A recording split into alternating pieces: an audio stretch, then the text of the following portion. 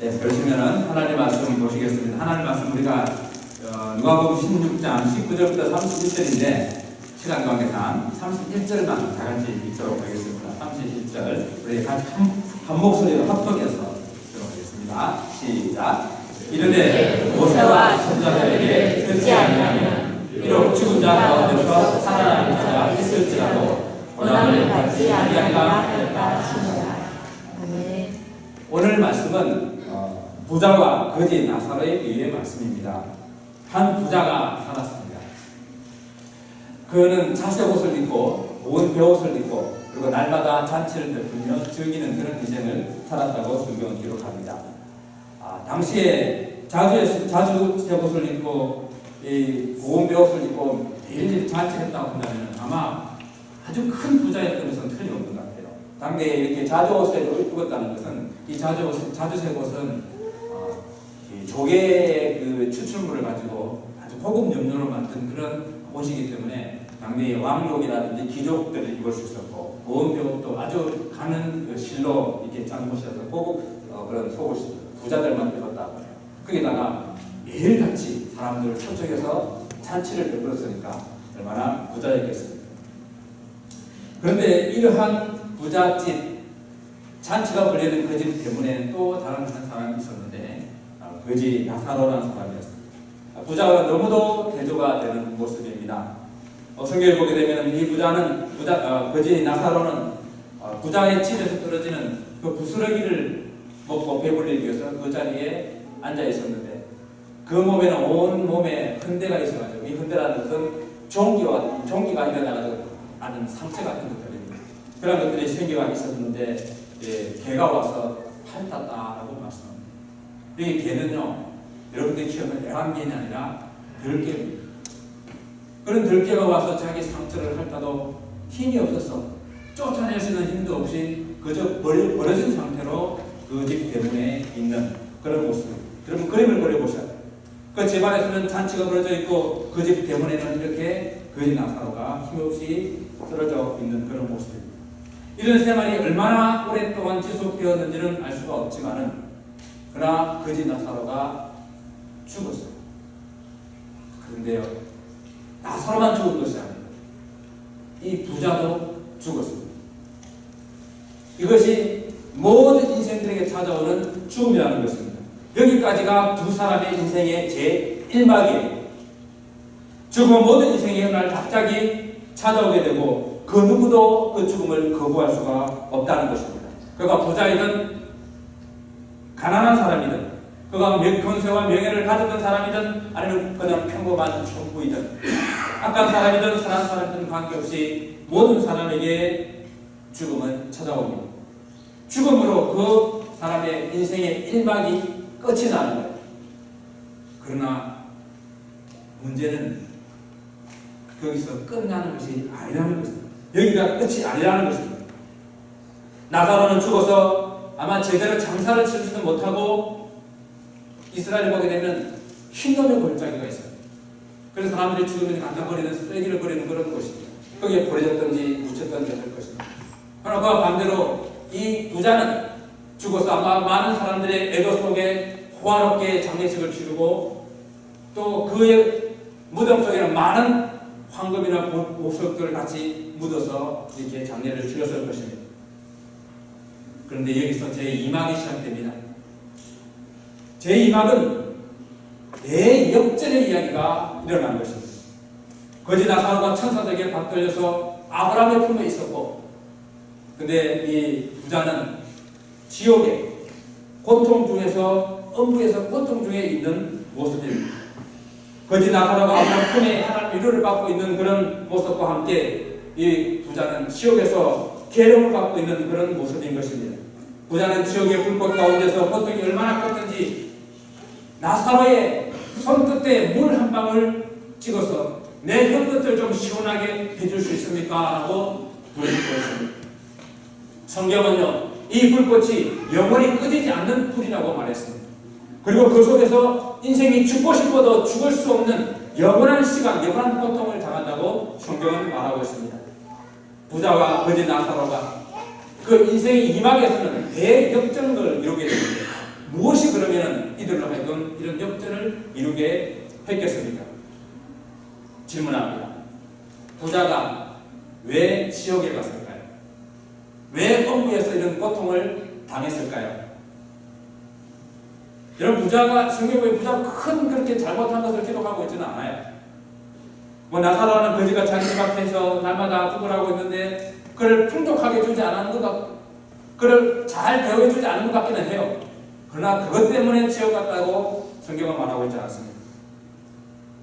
성경은 부자가 다른 어떤 잘못들을 했다고 기록하고 있지 않습니다. 그러면 부자이기 때문에 지옥 간 것입니까? 본문에서는 그렇게도 말씀하고 있지 않습니다. 단지 우리가 이 부자의 이야기 속에서 그냥 짐작하고 추측해 볼 수 있는 것은 그가 날마다 호화롭게 잔치를 베푸고 살았지만은 자기의 정작 미래에 대해서는 제2의 인생에 임하게 대해서는 준비하지 못했다는 것과 그리고 하나님의 말씀과 선자들의 말씀이 있었지만 그 말씀을 진실되게 지키지 못했다는 것과 그리고 회개하라는 그런 선자들의 외침을 그냥 소리에 귀를 두르지 않았다는 것 정도를 생각해 볼 수 있습니다. 그러면 반대로 나사로는 왜 죽어서 아브라함의 품에 안겨 있습니까? 아브라함의 품이라는 것은 구약적인 그런 표현으로 천국을 상징합니다. 유대인들은 입으로 하나님이라는 말을 쓰지 않아요. 그래서 그냥 그런 것들을 다른 것들을 대체할 수 있는 말로 쓰게 되는데 그것이 아브라함의 품이에요. 그러면 아브라함의 품에 앉아 있는 것이 성경의 이 나사로의 그 이야기 속에서 그가 아브라함의 품에 앉아 있을 만한 그런 일을 한 것이 기록되어 있지 않아요. 우리는 단지 그의 이름에서 힌트를 얻습니다. 왜냐하면 오늘 이 이야기가 어떤 실제 일어난 이야기가 아니라 우리 주님께서 아무리 말씀을 해도 아무리 하나님 말씀을 가르쳐도 듣지 않는 그런 바리새인들을 깨우쳐주기 위해서 비유로 설명을 하고 계신 그런 내용이거든요. 비유라는 이야기는 우리 주님께서 사람들에게 잘 이해하기 위해서 어떤 적당한 이해를 주는 이야기입니다. 그렇다 한다면 여기 하나님께서 우리 주님께 설정하신 이 나사로라는 이름, 이 이름은 분명히 그 속에 뜻이 있는 것입니다. 그렇게 나사로라고 이름 짓는 그 이유가 있는 것이죠. 부자는 아무런 이름이 기록되어 있지 않습니다.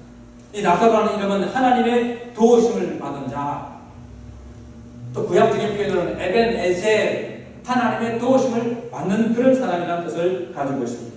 비록 가난하고 아무것도 할 수 없는 그런 상태였지만 하나님의 도우심을 바라였고 그것은 하나님의 은혜가 그에게 있었기 때문에 그가 구원받았다라는 것이에요.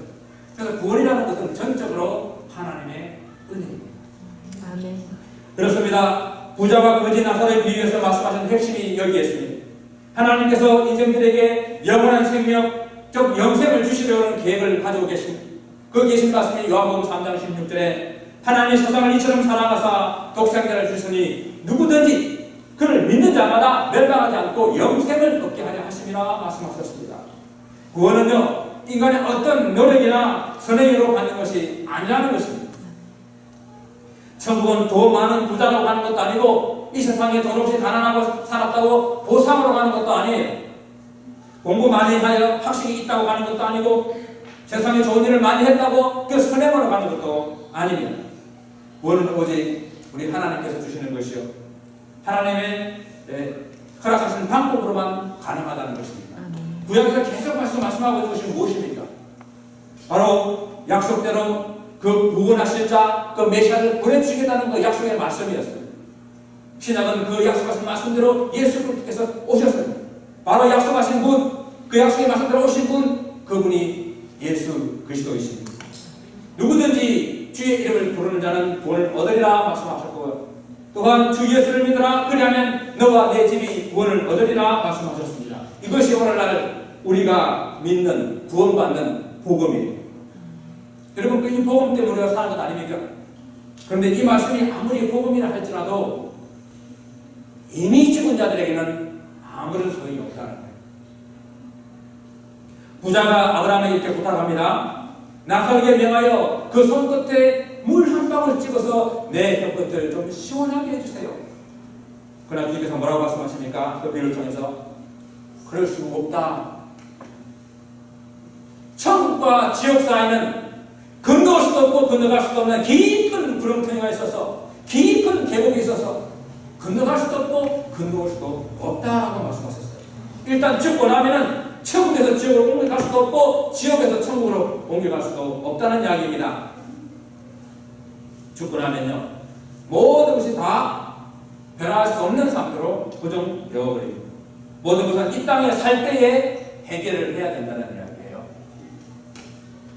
그래서 오늘 말씀은 아직도 살아있는 저와 여러분들에게 주시는 말씀입니다.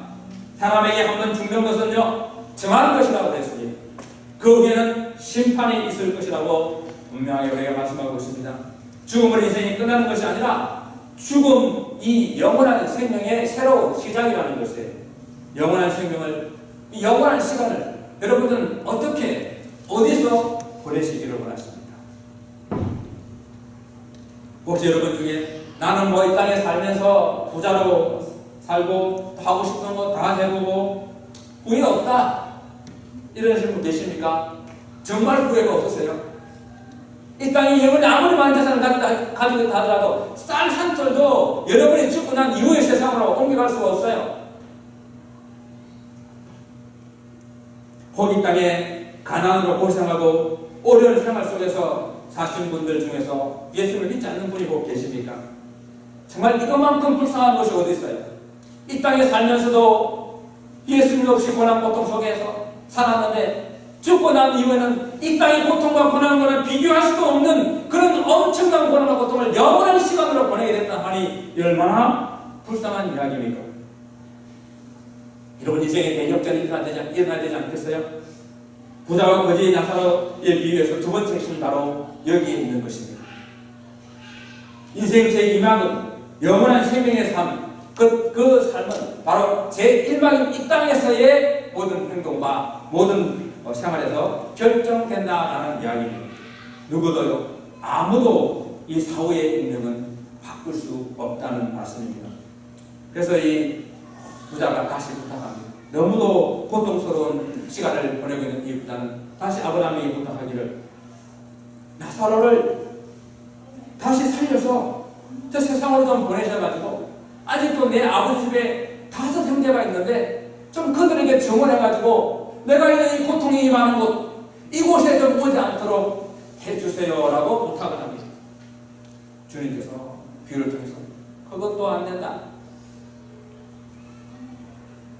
그곳에는 이미 모세와 선지자들이 있으니까 그들의 말씀을 들으면 될 것이다 라고 이야기했었어요. 이 역시 죽은 사람들은 이 세상에 산 사람들을 위해서 해줄 수 있는 것이 아무것도 없는 거예요. 그러면 죽은 사람이 다시 살아나서 증언을 하게 되면 믿게 될까요? 그것도 아니라고 말씀하는 거예요. 죽은 사람이 서서 살아난다 하더라도 말씀을 믿어야지. 지금 선포되고 있는 하나님의 말씀을 믿어야지. 이미 기록되어 있는 하나님의 말씀을 믿어야지. 그 말씀을 믿지 아니하면 죽은 사람이 살아난다 하더라도 온전한 구원을 얻을 수가 없다는 이야기예요. 실제로 나사로라는 동명이인이 있었어요. 그 나사로가 죽었다가 3일 만에 예수님으로 인해서 살아났습니다. 근데 사람들이 다시 살아나는 나사로 때문에 많은 사람들이 믿었습니까? 예, 믿을 사람들은 믿었어요. 그러나 오히려 서기관과 바리새인들은 그 나사로까지 같이 죽이려고 계획했지 않았습니까? 오늘 하나님의 말씀을 듣지 않으면, 오늘날 우리에게 주어진 하나님의 말씀을 듣지 않으면, 이 땅에서 그 말씀을 듣지 않으면 기회가 없다는 것이 오늘 이 비유에서 우리에게 주시는 귀한 교훈의 말씀입니다. 우리 모든 인생은 이 땅에서 제1막의 인생을 살다가 그 막을 내리게 되면 모두 다 제2막으로 넘어갈 수밖에 없어요. 어떤 사람은 생명의 부활로, 어떤 사람은 심판의 부활로 나올 것이라고 말씀하십니다. 그 기준이 무엇인지 아십니까?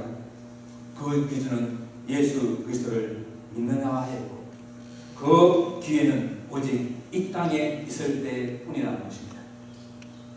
이 세상에 있는 동안 예수 그리스도를 믿지 않으면 영원한 생명은 결코 보장될 수 없습니다. 여러분들이 여러 가지 방법으로 교회에 나오실 수가 있어요. 여러 가지 방법으로 예수님 앞으로 인도될 수가 있습니다. 그러나 천국 가는 길, 영생 얻는 길은 오직 한 길, 그 예수 그리스도를 믿는 길밖에 없다는 이야기예요. 오늘이라는 시간에 여러분의 영생의 문제를 해결하시고 영생의 문제를 해결하시는 분은 더욱더 굳건하게 서시는 시간이 되시길 바랍니다. 구원받은 성도들이 하나님 나라에서 받은 상급을 위해서 우리가 헌신하고 수고하는 그 일도 이 땅에 살았을 때, 이 땅에 우리에게 시간 주어졌을 때 이 신앙생활 이 기회밖에 없다는 사실을 여러분들이 명심하셔야 됩니다.